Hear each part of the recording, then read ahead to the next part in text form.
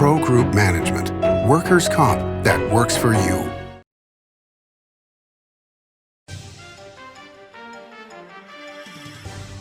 Welcome to Nevada Newsmakers. On the broadcast day, we have an all-pundit show going with Aaron West, Alex Goff, and Susan Fisher. It's all coming up next on an all-new Nevada Newsmakers. Retail's impact on Nevada's economy? Enormous. 8,600 businesses, large and small, employing 145,000 workers. And last fiscal year, retail paid tax on nearly $60 billion in sales. We're the Retail Association of Nevada. We support retail, we help it grow, and we mean business. RANNV.org. Pro Group Management specializes in providing industries with the necessary components to satisfy and exceed workers' comp requirements. Every business has unique needs and specific regulations. Pro Group Management stays ahead of the curve, providing up-to-date services to keep your industry in top form. Discover how we simplify your tasks, improve efficiency, and reduce expense to keep you moving in a positive direction. Pro Group Management, workers' comp that works for you. Truck drivers are some of the hardest working people you'll meet, delivering over 70% of America's freight and 92% of Nevada's. When there's a natural disaster, they're delivering critical supplies to help those communities recover and rebuild. Every sector of the economy and our nation's military rely on truck drivers. So let's take a moment to say thank you. On the open road or city streets, our truck drivers are rolling to make our economy and our nation stronger. Trucking moves America forward. This is Nevada Newsmakers with host Sam Shad on No Holds Barred Political Forum. Now, from the Nevada Newsmakers broadcast headquarters, here is Sam Shad. And back on Nevada Newsmakers, we have an all-pundit show going today, and we're delighted. It's a great lineup. Aaron West is here. He's the CEO of the Nevada Builders Alliance. Susan Fisher is Senior Vice President of McDonald Carano Government Affairs, and Alex Goff is the Democratic National Committeeman. Pleasure to have you all here. Aaron, if we can, let's start out with talking about the Nevada Climate Blueprint proposal, 17 policy changes to curb emissions. Your initial thoughts? It sounds great, right? We all want to do something about climate change. Unfortunately, when you look at the realities of trying to get to the stated goal in here, which is zero emissions, the reality of that and the impact it will have on every segment of our society and the cost associated with it, I just think it's a stretch. Susan, your initial thoughts? Well, like I agree with Aaron. I think it's a good goal. It's a good effort. We're going to be seeing a lot more of this, no matter what we do at the state with the incoming administration. I think that we're going to be seeing more of the push from the federal level as well. So we might as well go ahead and start doing what we can to get on board now. I think there's a lot of it that is actually achievable. But as Aaron said, at what cost? And that's the big question. And is that the discussion, which is, at a time like this, especially when so many people across the country and especially here in Nevada are suffering, if it's pitched as this is great for the environment, but it's going to cost you a bunch more money, how many people are going to be in favor of that? You're asking me this? Well, yeah, sorry. I said at what cost, but what's the cost of not doing anything also? We've got to take some steps. But I think it's got to come, I think it can't be done on a state-by-state basis, because we can do everything if we can afford to and if people support it. But if our neighboring states don't, or other countries don't, then it doesn't do a whole lot of good. But I personally think that it's time that we started doing a little bit more here.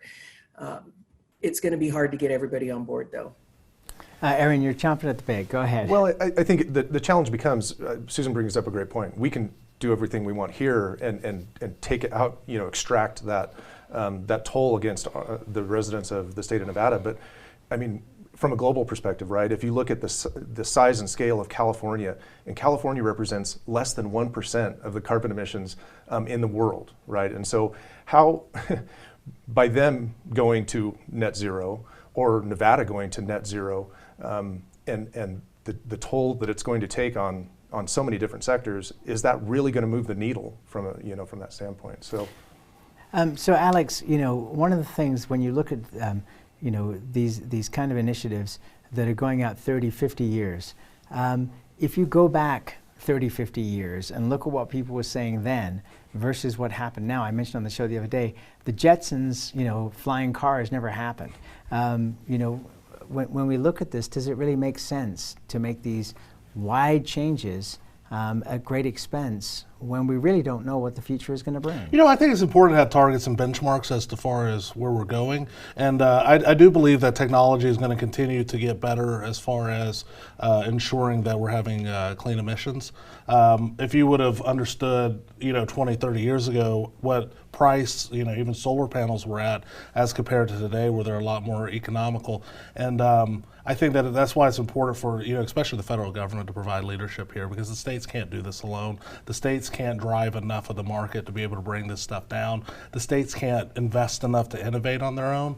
And so really, I think this is an opportunity for America to really lead internationally, and it really allows us to go to the table and say, this is what all we're doing and this is where we expect you. But frankly, you look at some of those shots of China with the smoke in the air, and I mean, that's not inhabitable, right? I mean, who wants to live with smoke in the air, And so I think that country is eventually going to get here.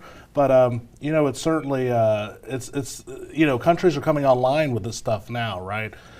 Countries are now experiencing their own industrial revolution, and so America has to be prepared to lead and help countries get there. And so there's a big role for us to play, and that's why the election was important, because I think now we have a president who is going to lead on this effort. Aaron, one of the companies that I'm surprised we haven't heard from yet is Southwest Gas, because in this plan, natural gas is out the door. Right. And what's exactly.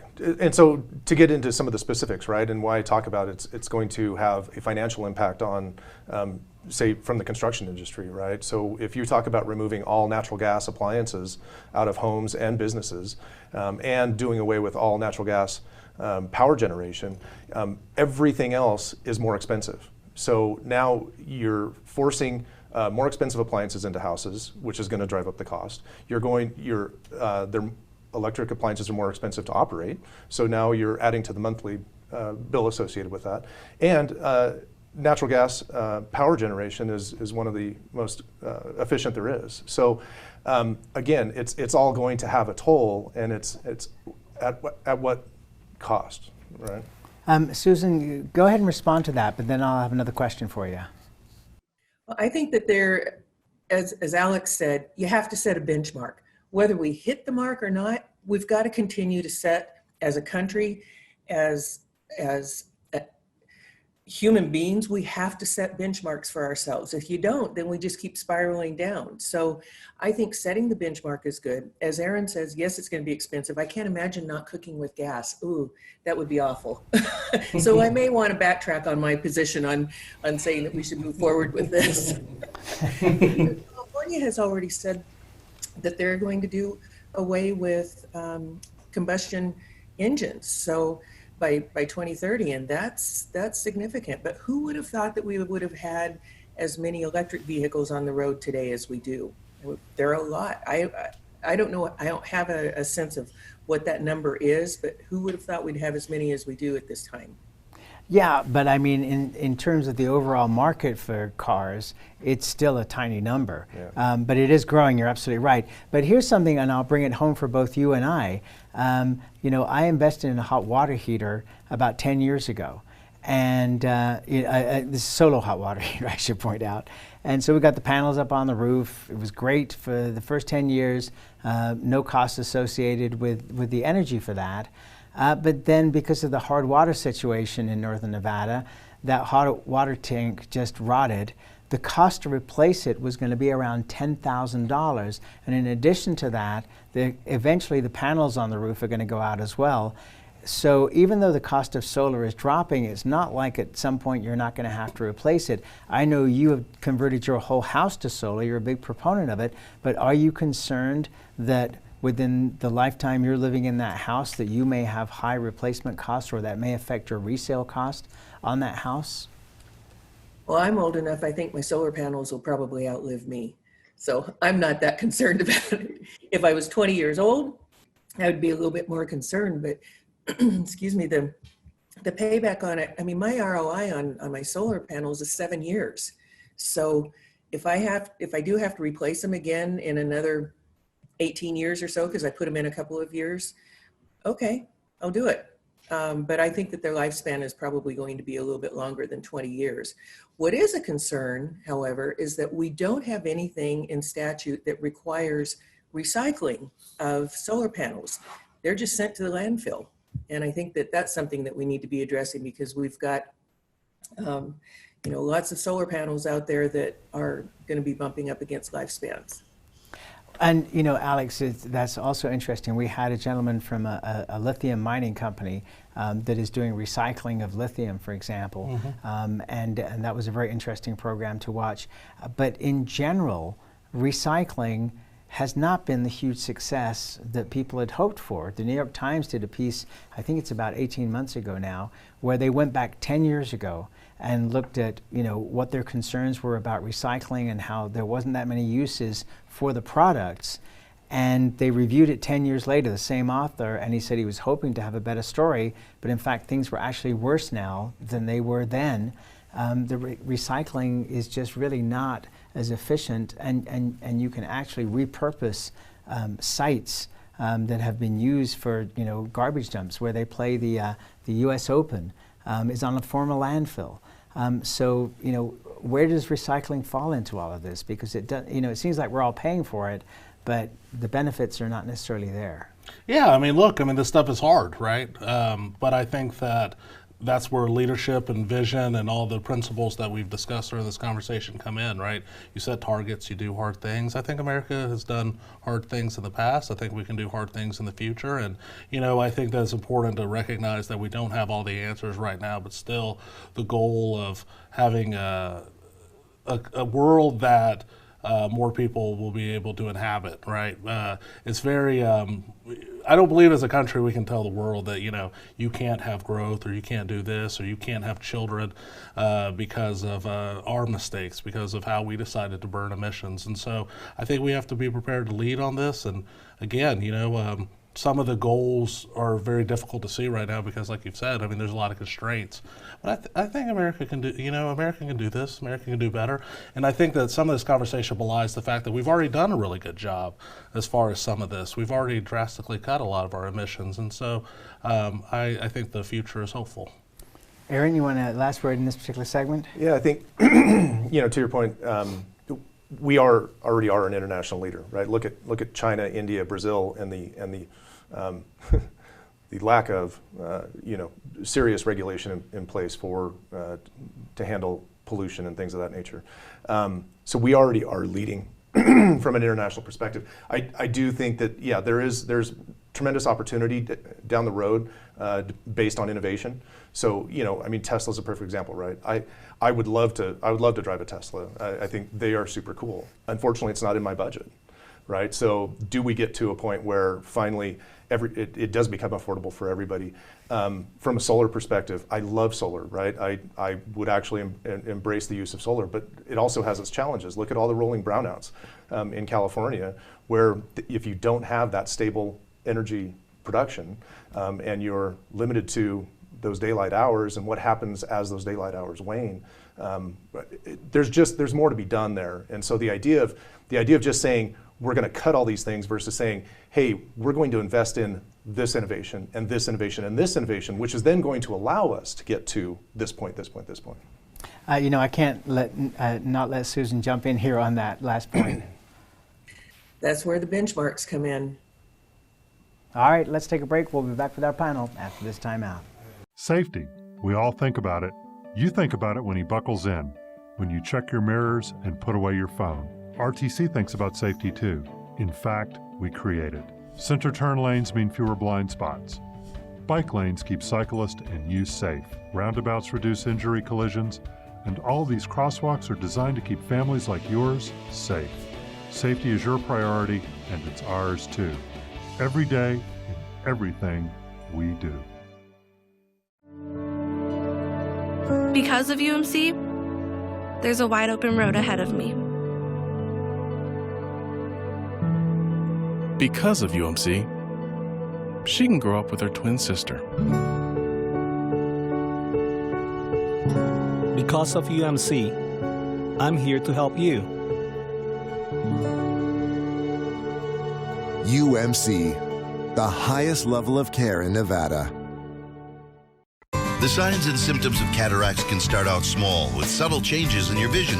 So don't wait. Be proactive and take your vision into your own hands. If you're experiencing the onset of cataracts or just have questions, contact your eye care professional or call Eye Care Associates of Nevada today. Dr. Hiss has years of experience specializing in the surgical correction of eye disorders and has completed over 84,000 vision correcting procedures.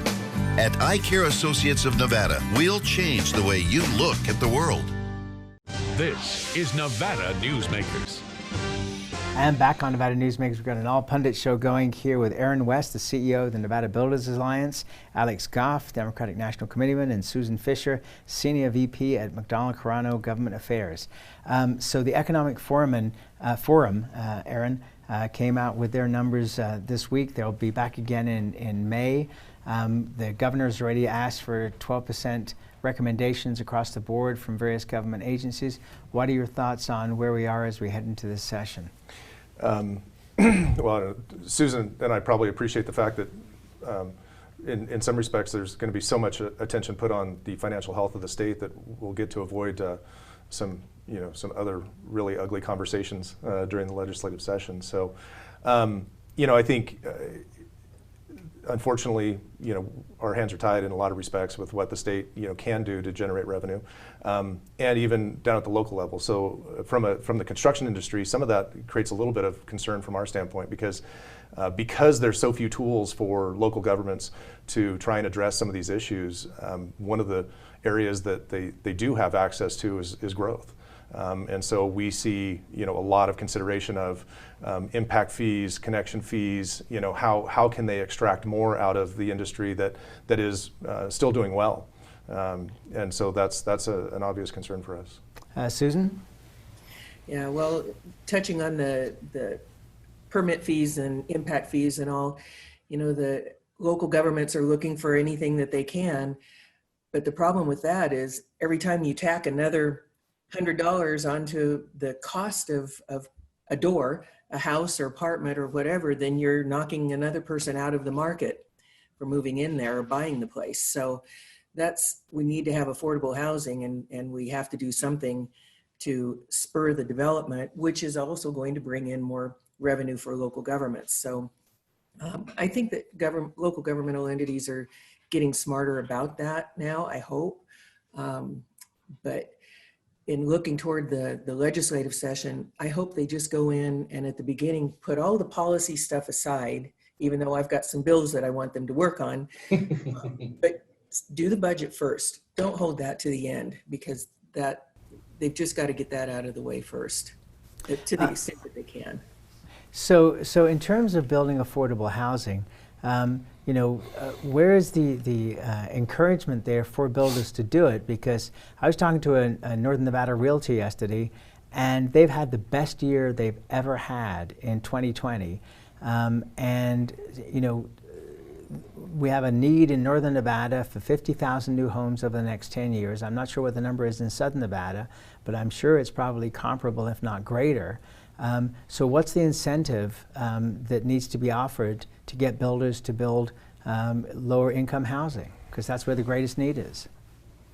Well, look at what the city of Reno did. I mean, when they said however many homes in however many days, and they deferred all of the fees until the end so that the developer didn't have to put out the money at the beginning. They could wait and hold on to those dollars until the house was ready to go to market. That was brilliant. And they far exceeded their benchmark that Mayor Sheevy had set for herself. And, if they do that, that's going to be, that's going to help spur more development. They can do other things. Local governments own a lot of property also, and they can work with developers to give them a 99-year lease for $1 or give them the property as long as they build affordable housing or infill or whatever it is that they want to do.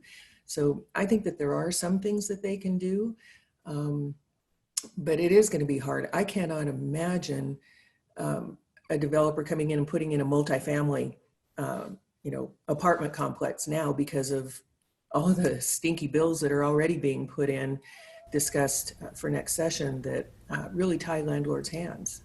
Alex, you want to address the stinky bills? Stinky bills? Well, not in particular. I want to stay away from the stink. But, if you look at the Washoe County, the CHAB, or the Regional Cooperation Board for looking at homelessness, I would like to see more creations and more thought of Northwest opportunities to discuss housing and issues that affect us all as a region, because I feel like when we have the conversation about housing, it's very siloed. Well, City of Reno's doing this, City of Sparks is doing this. But ultimately, we have to extend out the line and story, like the TRI map that you always talk about. These are where the workers are working. These are where the workers are living. And I think that building cooperation to where we can discuss this problem as a region, because really I do believe it's a regional problem, to where we can all get the houses online to where people that want to move here can, right? Because if I look at my home price right now, it's never gone down since we bought the home.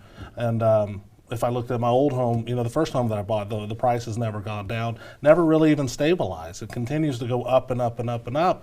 And so the person that left the Marine Corps in 2012 and moved to Northern Nevada for opportunity, well, that door shut on the Alex Goff of tomorrow, right? Because I wouldn't have been able to get in this housing market. And so regional cooperation, I think, in the state, I think could provide leadership of that, is creating opportunities for broad-based discussion about what's really going to benefit Northwest Nevada as far as housing. All right, let's take a break, then we'll come to you, Aaron, right after this timeout. Dimitri Prine here for Design Outdoor. Are you a homeowner who's interested in remodeling or building a home? At Design Outdoor, we can show you how adding natural or manufactured masonry stone can add beauty and value to your home. And we refer only the best contractors. Our store and backyard are located at 11600 South Virginia, just north of DeMonte Ranch Parkway. Visit designoutdoor.com or call us at 851-9499. Hey guys, are you watching the game at a friend's or the bar again because you can't watch at home with your wife? Or worse, because she kicked you out and kept your couch, your flat screen, and your kids? What's the one thing a man needs when he loses a good woman? A good lawyer. And when he loses a bad woman, he needs a great lawyer. What makes a good woman a bad woman? You tell me. You're the one that can't watch the game in your own home. I'm men's rights attorney Marilyn York, and I represent men in divorce, custody, and family law matters. Hi, I'm Dave Newman. Remember me? I used to be the house detective, and now I'm a realtor, full-time at RE/MAX Realty Affiliates. A lot of people ask me, how's the market? You know what? It's fantastic. If you're even kicking around the idea of buying or selling, give me a call. Let's talk about it. Call me at RE/MAX Realty Affiliates and just ask for the guy who used to be the house detective, Dave Newman. Everyone is talking about opioids, but they're not the only drugs that can be harmful if taken in large quantities or not as prescribed. You also need to be aware of side effects from anxiety drugs, muscle relaxants, sleep aids, and stimulants. Mixing prescription drugs with other drugs or alcohol can be dangerous. If you take an Ambien with a glass of wine, it may be enough to stop you from breathing. Prescribed drugs can be just as dangerous as illegal drugs. Take medications only as directed. This is Nevada Newsmakers. And back on Nevada Newsmakers, we've got an all-pundit show going here with Aaron West, Alex Goff, and Susan Fisher. So my question to you, Aaron, based on this discussion of affordable housing is, great question, great topic. Where's the employee base when, for my advertising agency, half of my customers are in the building industry, right, and they need workers desperately and they cannot find them? No, exactly.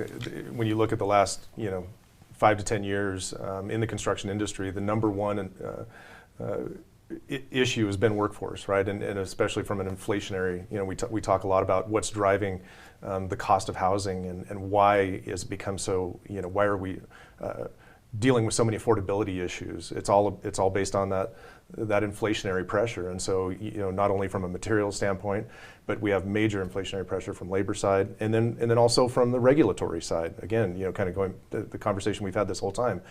Everybody wants to do the right thing in their mind, and unfortunately, that right thing has a cost associated with it. But we much like we were talking about innovation in the energy sector and how that might be able to help us, we really need some innovation in the construction side of things. We've got to figure out how to do more with less, because I think the reality that we've kind of grown to accept at some point is that the young people of today they don't want to. They don't want to swing a hammer. They don't want to go out in the elements.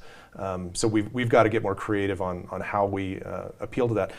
Understanding that these are tremendous opportunities. The financial reward for these kids that put in the time and energy is significant. So we have to continue pushing that message, and then at the same time figure out how to innovate.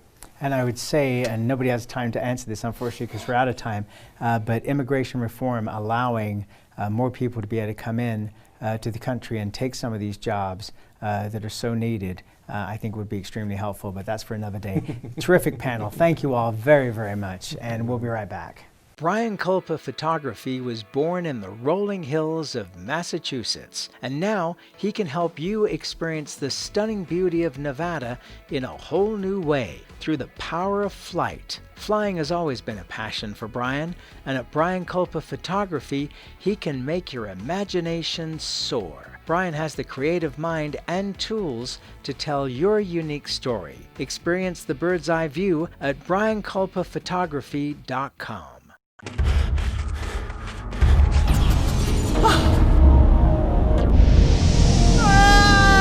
Kenny! Dad? What are you learning? This place is great. Huh? You gotta try this. Wow! This stuff is great! People are gonna love it! Yes. Yes, they will. As you know, Reno is booming. Toll's development company is helping it grow with insightful design and development, building community with every project, adding beauty, adding excitement, emphasizing our shared humanity. Reno is becoming bigger. Toll's development is helping it become better, more livable, more enjoyable. To learn more, go to tollsdevelopment.com. tollsdevelopment.com. Take a look at Pro Group Management and see how your workers' comp requirements can be met head-on. By taking a proactive approach, Pro Group can assure that your company is meeting or exceeding state and federal standards. As you move forward in your industry, Pro Group moves with you, simplifying regulatory tasks, clearing the way so you can get the job done and look to your future success. Pro Group Management, workers' comp that works for you. You can now watch Nevada Newsmakers on YouTube. Just go to YouTube and search for Nevada Newsmakers and become a subscriber. We'll see you on the next broadcast. Thanks for watching and listening.